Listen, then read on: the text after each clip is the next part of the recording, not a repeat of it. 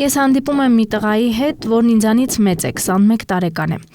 Դասերից հետո իր մեքենայով գալիս է իմ հետևից, սեքսով էլ ենք զբաղվել մի քանի անգամ։ Բայց այլևս չեմ ուզում իրեն տեսնել, չգիտեմ ինչպես դադարեցնեմ հարաբերություններս, վախենում եմ, որ կբարկանա։ Տիկին տնօրեն, ես շատ անհանգստացած եմ, պարտավոր եմ ձեզ տեղեկացնել այս դեպքի մասին, քանի որ աղջիկն անչափահաս է։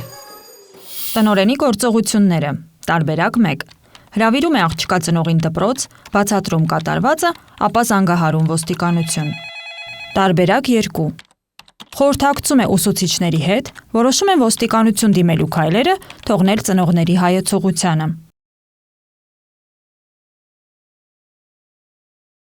Տարբերակ 1. Տնօրենը հրավիրում է աղջկա ծնողին դպրոց, բացատրում կատարվածը, ապա զանգահարում ոստիկանություն։ Կարող ենք ակնկալել ձեր կենտրոնի փաստաբանի եւ հոգեբանի աջակցությունը։ Հանցագործության մասին հաղորդումն արդեն պատրաստ է։ Քրեական գործ կհարուցվի։ Մեղավոր եք ճանաչվում անչափահաս աղջկա նկատմամբ սեռական բռնություն գործադրելու համար։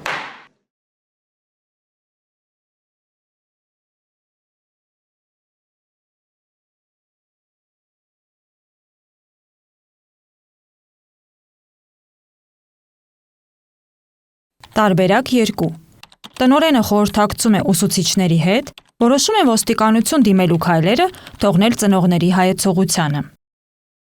Տիկին տնօրեն, խնդրում եմ հասկացեք, սա մեր ընտանիքի պատվի հարցն է։ Ոչ ոք չպետք է իմանա այս ամենի մասին։ Այլևս տնից մենակ դուրս չես գա։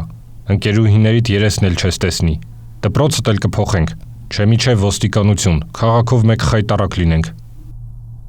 Մեկը բոլորը գիտեն արդեն։